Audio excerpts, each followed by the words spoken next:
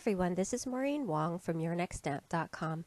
Today I'm going to be showing you how to make this card from start to finish. So let's get started.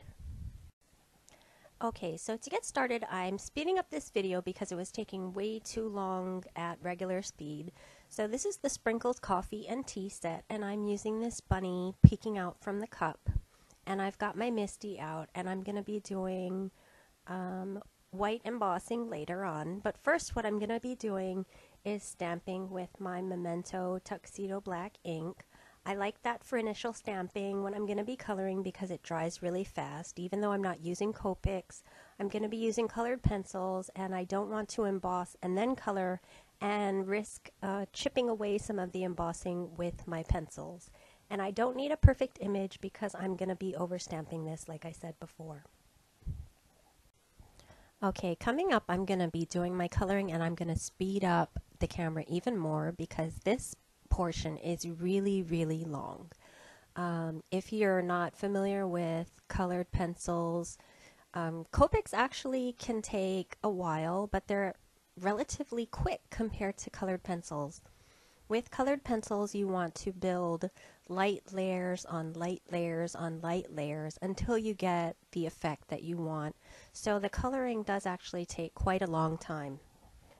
Today I'm using Spectrum Noir colored pencils, and the white pencil is number 1. The pink pencil is number 34. And I am going back and doing a few layers of the white just to make sure that I get it white as I want. And you can see that I'm not worrying about coloring over the face because I'm going to be overstamping that with VersaFine ink, and you won't be able to tell that I drew over that because colored pencils will actually even color over black.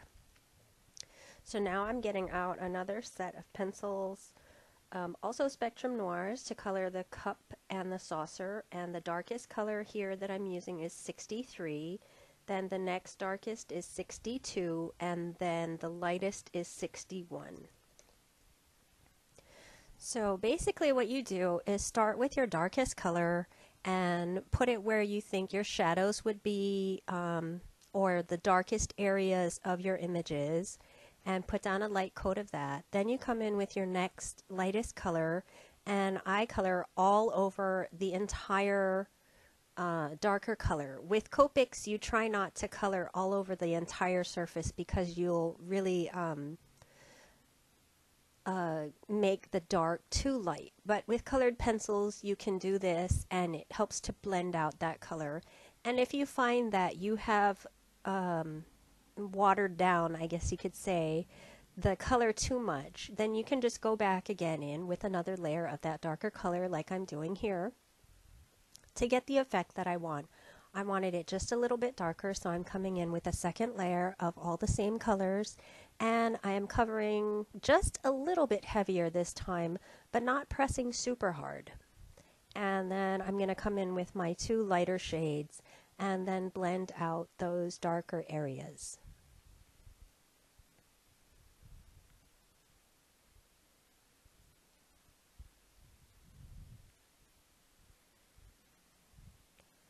And then finally I'm coming in with number 120, which is the black, and I'm putting in my darkest shadows here.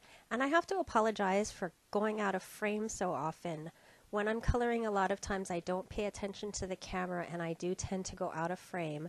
But basically all I'm doing is coloring wherever I think there would be dark areas, like the roundness of the rabbit's head or the cup in front of his face. Okay, so now I'm ready to do my white embossing. I'm treating my bunny with my anti-static bag and then sticking her all the way over into the corner to get her ready to stamp. And I am using Versamark ink here to stamp her with.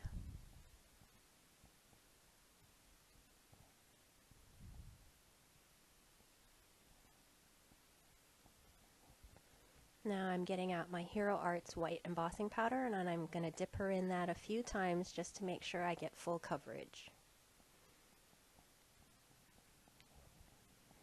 Now unfortunately I am going to take off the embossing powder from her facial features but I'm going to go out of frame while I do that. Basically, though, I'm just brushing with a tiny paintbrush and blowing away the excess specks of embossing powder.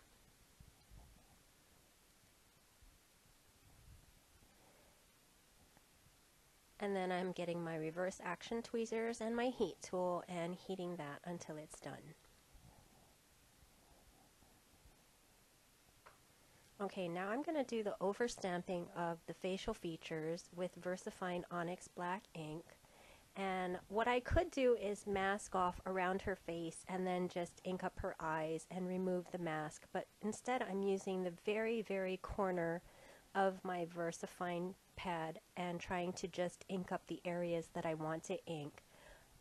I think it's just easier that way, and even though I got a little bit of ink where I don't want it, I just put a baby wipe on my finger and I'm cleaning off the excess, so it's not a big problem. Then I'll just close that and stamp it down. Okay, I die cut out the bunny using the matching die from the set, and now I'm going to be taking out my scrapwork set. And the scrapwork set is a set that I just designed. It's a new line, and this is the mini sunburst set, and it's designed to help you use up your scraps. And I use this little rectangle that cuts 2 triangles at a time to cut out 12 triangles to make my mini sunburst. The thing you need is a piece of scrap paper, and you cover it with adhesive, and then you're going to start putting your triangles down one by one with the skinniest point pointing towards the center of your scrap paper, and then you just lay on top of it or lay next to it each successive piece. Okay, now that I'm done with this piece, I have my mini sunburst, and I can cut it down or I can leave it actually just like this and use this whole entire piece. Because I'm not using random little hand-cut scraps of paper, I actually come out with a really nice shape at the end that I can use to cut with my circle die set. I know the Scrapworks line comes with 3 shapes that you can cut out from your sunburst, but today I'm going to be using the YNS circle die set instead of those shapes. And the circle die set itself does not have stitching detail on it, and you don't need to use a die. You can use any die you want that has stitching detail or doesn't have stitching detail. But then we have the stitching mark set that coordinates with the circle die set, so I actually can make stitching detail on my circle when I cut it. And I'm using the second largest circle. Looks like it'll fit the sunburst and the sprinkles very nicely. So I am going to tape that down and cut it out, and I'm also going to take the matching stitching mark die and take that to my machine and cut those both out. And there you can see the circle cut and the stitching detail around the circle as well.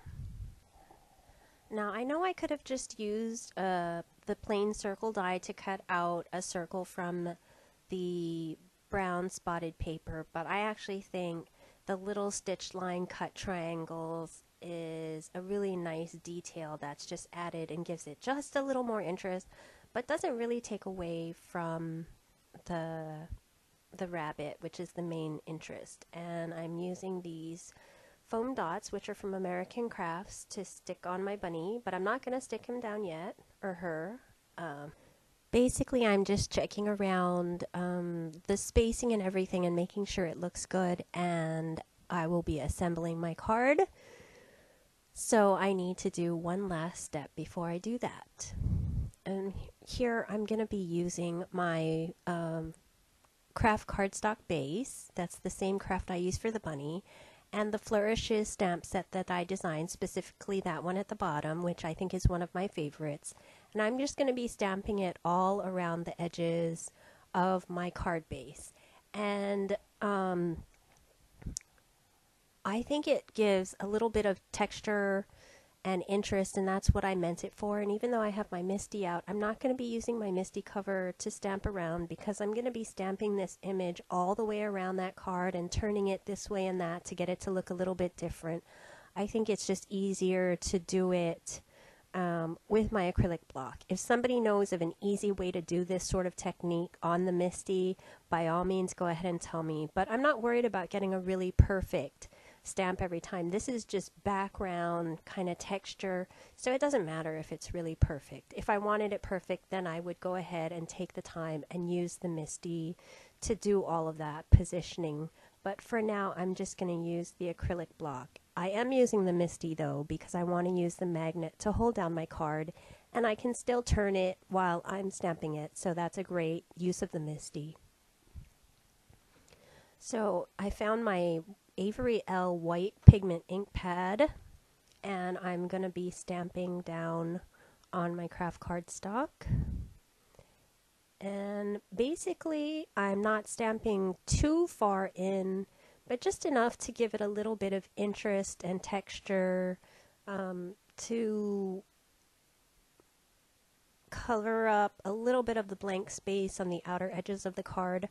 I know I'm a really clean and simple stamper normally, but I still think that this is simple stamping because it's not entirely distracting. It's not something that you would focus on. It's a background sort of image that you kind of don't take notice of, but just enough notice that you know there's something there. And it's kind of interesting, but it's not really distracting. So there we go, and that's the finished pattern. Now my white ink is not quite dry yet, but I'm going to go ahead and finish off this card for you. So I still have my MISTI out, and what I'm going to be doing is putting on a sentiment. So what I'm going to do is take out the Thanks A Latte from the same sprinkles set, and I'm going to be aligning it on my MISTI. Unfortunately, when I took out my A2 card guide, I hadn't cleaned it off from the last video I made showing you how you can use a wet erase marker to draw on your templates in case you wanted to put down extra guidelines or placement lines or whatever you have. And so I'm just cleaning it off with a baby wipe, and you can see how easily that comes off. When it's fully dry, it won't come off on your fingers, so it's great to use it for your MISTI projects because it won't get on your cards. And here I am lining up the sentiment, and I want to make sure that it is centered, so I'm counting the squares to each side and then picking it up. And I'm not going to be using black ink. This card is a little more subtle than that with the brown circle and the coffee theme with the sprinkles, so I'm using early espresso ink from Stampin' Up. It actually looks almost black, but it's just a little more subtle than the VersaFine Onyx Black. So I stamped that exactly where I wanted it, and now I'm going to put away my MISTI and finish assembling my card. And what that entails is sticking down my circular piece, and you can see there are some loose edges that didn't get caught by the scrap piece of paper.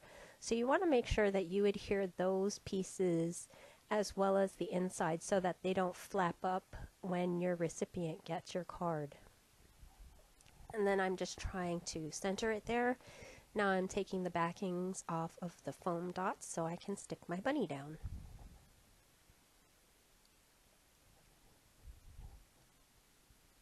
And there we go. This is our finished card. Thanks A Latte. It really looks like there's a lot going on, but when you look at the whole picture, everything is sort of little details and nothing is too distracting to take away from the bunny and the sentiment. So I think it's a really nice card, and I hope you like it as well. And if you do, please give this video a thumbs up on YouTube, and thank you very much for watching.